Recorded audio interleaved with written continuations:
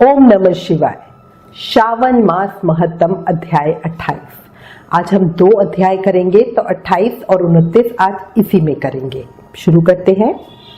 हरे कृष्णा, राधे राधे। श्रावण मास महत्तम के अध्याय 27 में भगवान शिव ने ब्रह्मा जी के मानस पुत्र सनत कुमार को कर्क संक्रांति और सिंह संक्रांति में किए जाने वाले कार्यों का विधान बताया था। अब आज इस अध्याय में अगस्त्य जी को अर्घ्य प्रदान करने की विधि जानेंगे। शुरू करते हैं। भगवान सदाशिव ने कहा, हे पुत्र, अब मैं तुम्हें अगस्त्य अर्घ्य विधि पूर्वक कहता हूँ। यह समस्त मनोकांक्षाओं को पूर्ण करने वाला है। अगस्त्य के उदय से पूर्व समय का निर्धारण कर ले। अगर 7 रात्रियों का उदय हो तो 7 दिन पूर्व ही अर्घ्य देना शुरू कर दे। उसकी विधि निम्न प्रकार से है। प्रातः ही तिल स्नान के बाद सफेद कपड़े और माला पहन ले। तब स्वर्ण निर्मित कलश स्थापित करवाकर पंचरत्न सहित धत पात्र के साथ अनेक तरह के फल, माला और कपड़े सज्जित कर उस पर तांबे का बड़ा बर्तन रखे और सर्व परिवार भगवान अगस्त्य की स्वर्ण प्रतिमा रखे, जो उंगली भर व 4 भुजा वाली हो। वह प्रतिमा मोटी, लंबे हाथों वाली, जटावान, कमंडलधारी और शोभनीय शांत हो। वह शिष्यों सहित लोपा मुद्रा वाली और दर्प अक्षरधारी भी होनी चाहिए। तब आवाहन के बाद 16 उपचारों द्वारा पूजा करे। नैवेद्य समर्पण विस्तार द्वारा करना चाहिए। सदा भाव से अर्घ्य और बलि प्रदान करे। सोना, चांदी, तांबा अथवा वेणु में नारंगी, खजूर, कुष्मांडा, कारवली, अनार तथा अन्य फल लगाकर उसे 7 प्रकार के धान, 7 अंकुर, 5 पल्लव, 5 कपड़े रखकर सर झुकाकर अगस्त्य मुनि का ध्यान करे। सदा भाव से अर्घ्य प्रदान करे और बोले, हे मित्रावरुण, हे मेघतोय विशाहय, हे रत्नाकर, हे देव ऋषि, हे लंकावासी, आपके प्रकट होने से ही समस्त पापों का क्षय हो जाता है। आपको पुनः नमस्कार है। जिन्होंने प्रथम जल जंतु समुद्र का पान किया, ऐसे महामुनि को प्रणाम है। वैदिक उपासकों को पत्नी सहित अगस्त्य ऋषि के लिए अर्घ्य प्रदान कर नमन करना चाहिए। शूद्रों को पौराणिक मंत्र से प्रणाम करना चाहिए। हे महाभाग्यन, हे वरानने, हे लोकमुद्रे, हे महर्षि पत्नी, आप भी मेरा अर्घ्य ग्रहण करें। आहुतियां देने के लिए 1008 या 108 बार घी से अर्घ्य मंत्रों का उच्चारण कर होम के बाद विसर्जन करें। हे महर्षि अगस्त्य, मैंने आपका नियम और विधि अनुसार अनुष्ठान किया है। आप यहाँ आकर समस्त कार्य सिद्धियां करके ही जाएं। आप पूजनीय हैं, आप महान हैं। इस तरह प्रतिमा का विसर्जन करें अथवा ब्राह्मण को दान कर दें। वेद वेदांग के ज्ञाता, दरिद्र तथा कुटुंबी ब्राह्मण का सच्चे हृदय से सम्मान करना चाहिए। ऐसी भावना करें कि भगवान अगस्त्य इस दान को ग्रहण करेंगे। अतः अगस्त्य को प्रणाम है। मंत्र द्वारा ब्राह्मण को दान करें। द्विज लोगों को वैदिक और शूद्रों को पौराणिक मंत्रों का उच्चारण करना चाहिए। दान में स्वर्ण गाय सींगों वाली, दुधारू वस्त्रायुक्त चांदी के खुरों वाली, पीठ तांबे वाली, सफेद रंग की होनी चाहिए तथा धोने के लिए कांसे का बर्तन दान में दे। शिव बोले, हे सनत कुमार, अगस्त्य नक्षत्र से पहले 7वें रोज ही दक्षिणा के साथ साथ धेनु का दान करना चाहिए। इस तरह से निष्काम भाव 7 रात्रियों तक लगातार अर्घ्य दान देने से जन्म जन्मांतर के दुख और भय नष्ट हो जाते हैं। मनुष्य सकाम रूप हो चक्रवर्ती सम्राट का पद पाता है। ब्राह्मण को 4 वेद और 6 शास्त्रों का अनायास ही संपूर्ण ज्ञान हो जाता है। क्षत्रिय अनंत और विशाल भूमंडल का स्वामी हो जाता है। उसे अतुल पशुधन भी प्राप्त होता है। शूद्र धनी और आरोग्य को प्राप्त करता है। स्त्री को पुत्र प्राप्ति और समृद्ध ग्रह मिलता है। अतः हे वत्स, इस सत्कार्य से विधवा को अति पुण्य मिलता है। कुंवारी कन्या को सुंदर वर और समृद्ध ग्रह प्राप्त होता है। दुखी प्राणियों को सुख मिलता है। जहां पर अगस्त्य अर्चना होता है उस देश में अच्छी वर्षा होती है। वहां टिड्डी दल समाप्त हो जाते हैं और देशवासी निरोगी हो जाते हैं। निष्काम भाव से जीवन धारण करने वाले भी युक्ति पथ के सहभागी बन जाते हैं तथा अगस्त्य अर्थ का नियम पूर्वक पाठ करने वाले या उसके श्रोता भी पापों से मुक्ति पा इस लोक में नाना प्रकार के सुख भोगों को पाकर मरणोपरांत विष्णुधाम को जाते हैं। इस प्रकार शिवस्कंद पुराण के अंतर्गत ईश्वर सनत कुमार संवाद में श्रावण मास महत्तम में अगस्त्य अर्ध विधि नामक 28वां अध्याय समाप्त। इस अध्याय के सुनने मात्र से सर्व सुखों के साथ मोक्ष की प्राप्ति होती है। अब आज हम इस अध्याय के साथ अध्याय 19 भी सुनेंगे। भगवान श्री सदाशिव बोले, हे सनत कुमार, अब मैं पहले कहे गए व्रत कर्मों के समय के विषय में बताऊंगा। हे महामुनि, किस समय कौन कौन सा कार्य करना चाहिए उसे सुनिए। श्रावण मास में कौन सी तिथि किस विहित काल में ग्रहण के योग्य होती है और किस तिथि में पूजा जागरण आदि से संबंधित मुख्य समय क्या है, उन व्रतों के वर्णन के समय कुछ व्रतों का समय तो पूर्व के अध्यायों में बता दिया गया है। नक्त व्रत का समय ही विशेष रूप से उन व्रतों तथा क्रमों में उचित बताया गया है। दिन में उपवास करें तथा रात्रि में भोजन करें, यही प्रधान नियम है। सभी व्रतों का उद्यापन उन व्रतों की तिथियों में ही होना चाहिए। यदि किसी कारण से उस तिथि में उद्यापन असंभव हो तो पांचांग शुद्ध दिन में एक दिन पूर्व अधिवासन करके और दूसरे दिन आदर पूर्वक होम आदि कृत्यों को करें। धारण पारण व्रत में तिथि का घटना व बढ़ना कारण नहीं है। श्रावण मास के शुक्ल पक्ष की प्रतिपदा तिथि में संकल्प करके उपवास करें, पुनः दूसरे दिन पारण करें, इसके बाद दूसरे दिन उपवास करें। इसी क्रम से करते रहें।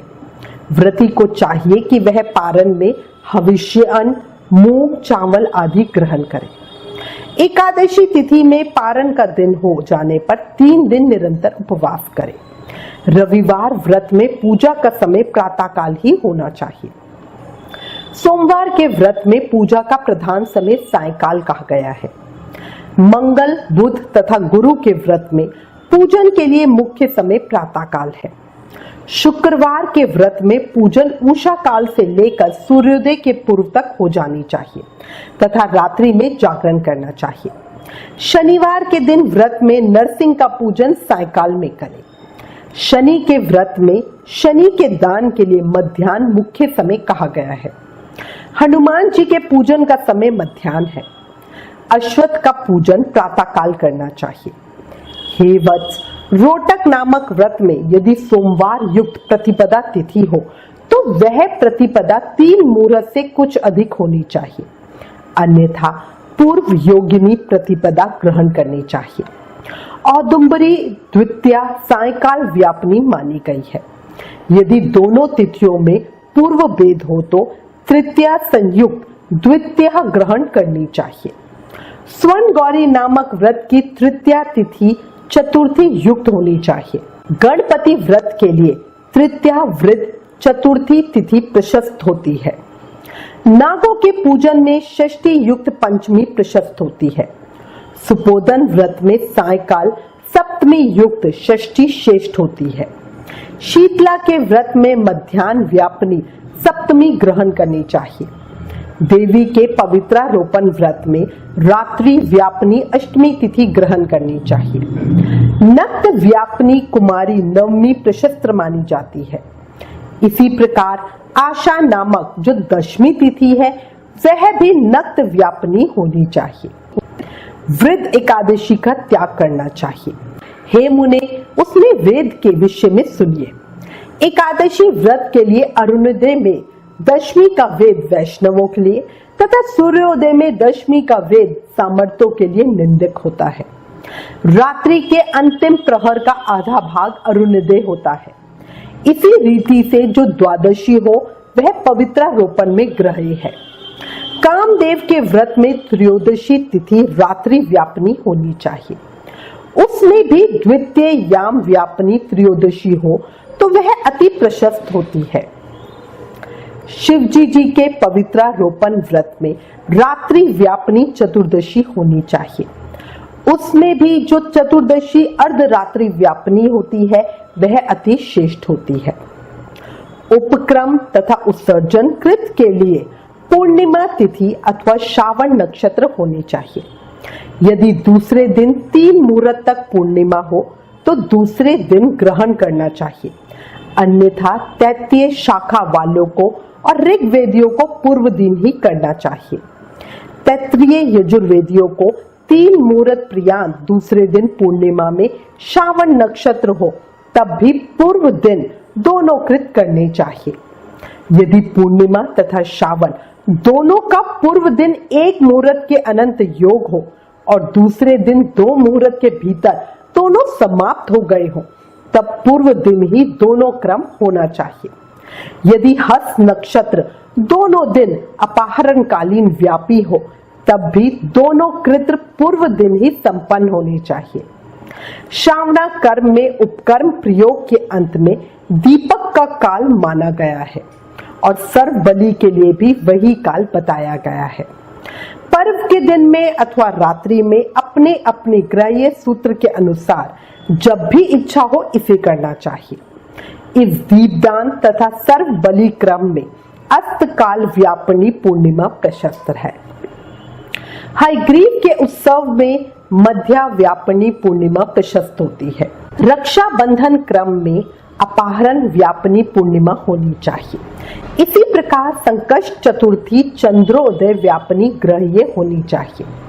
यदि चंद्रोदय व्यापनी चतुर्थी दोनों दिनों में हो अथवा दोनों दिनों में ना हो तो भी चतुर्थी व्रत पूर्व दिन में करना चाहिए, क्योंकि तृतीया में चतुर्थी महान पुण्य फल देने वाली होती है। अतः हे वत्स, व्रतियों को चाहिए कि गणेश जी को प्रसन्न करने वाले इस व्रत को करें। गणेश चतुर्थी, गौरी चतुर्थी और बहुला चतुर्थी, इन चतुर्थियों के अतिरिक्त अन्य सभी चतुर्थियों के लिए पूजन के लिए पंचमी विद्या कही गई है। कृष्ण जन्माष्टमी तिथि निष्ठा व्यापनी ग्रहण करनी चाहिए। निर्णय में सर्वथा तिथि 6 प्रकार की मानी जाती है। दोनों दिन पूर्ण व्याप्ति, दोनों दिन केवल अव्यक्ति, अंश से दोनों दिन समव्यक्ति, अंश से दोनों दिन विषम व्यक्ति, पूर्व दिन संपूर्ण व्यक्ति और दूसरे दिन केवल आंशिक व्यक्ति, पूर्व दिन आंशिक व्यक्ति और छठी है दूसरे दिन अव्यक्ति। इन पक्षों में 3 पक्षों में जिस प्रकार संदेह नहीं है उसे अब सुनिए। विषम व्यक्ति में अंश व्यक्ति से अधिक व्यक्ति उत्तम होती है। एक दिन तिथि पूर्ण है, वही तिथि दूसरे दिन अपूर्ण कही जाती है। अव्यक्ति तथा अंश से व्यक्ति, इनमें से अंश व्यक्ति उत्तम होती है, और जब अंश व्यक्ति पूर्ण हो और तथा जब अंश से सम हो वहां संदेह होता है और उसके निर्णय में भेद होता है। कहीं युगम वाक्य से वार व नक्षत्र के योग से, कहीं प्रधान द्वय योग से और कहीं पारणा योग से। जन्माष्टमी व्रत में संदेह होने पर तीनों पक्षों में परागह्य होती है। यदि अष्टमी 3 प्रहर के भीतर ही समाप्त हुई हो तो अष्टमी के अंत में पारणा हो जाना चाहिए, और उसके बाद यदि अष्टमी उषा काल में समाप्त होती हो तो पारणा उसी समय करना चाहिए। पिठोर नामक व्रत में मध्याह्न व्यापनी अमावस्या शुभ होती है और वृषभों के पूजन में सायकाल व्यापनी अमावस्या शुभ होती है। कुशों के संशय में संग्रह काल, यह दिन के 5 भागों में से दूसरा भाग होता है, व्यापनी अमावस्या शुभ कही गई है। सूर्य के कर्क संक्रमण में 30 घड़ी पूर्व का काल पुण्यमय मानते हैं। अगस्त्य के अर्ध का काल तो व्रत वर्णन में ही कह दिया गया है। हे वत्स, मैंने आपसे यह कर्मों के काल का निर्णय कह दिया। जो मनुष्य इस अध्याय को सुनता है अथवा इसका पाठ करता है वह श्रावण मास में किए गए सभी व्रतों का फल प्राप्त करता है। इस प्रकार श्री स्कंद पुराण के अंतर्गत ईश्वर सनत कुमार संवाद में श्रावण मास महत्तम में व्रत निर्णय काल निर्णय कथन नामक 29वां अध्याय समाप्त। इस 29वें अध्याय के सुनने सुनाने से श्रावण मास के सभी व्रतों का फल प्राप्त होता है। देखो, याद रखो, जीवन क्षणभंगुर है, अभी है और अगले ही पल जाने क्या हो जाए। इसलिए इस समय को यूं ही नहीं गवाओ, अपने जीवन को अधिक से अधिक शुभ कर्मों में लगाओ। सोचो, आज जो भी परेशानी है वो पिछले जन्मों के बुरे कर्मों की वजह से है, पर जब आज अच्छे कर्म करोगे तभी तो कल बहुत अच्छा होगा। क्यों, सही कहा ना? अब एक बार जोर से जयकारा लगाओ और बोलो ओम नमः शिवाय, हर हर महादेव, लक्ष्मी नारायण भगवान की जय।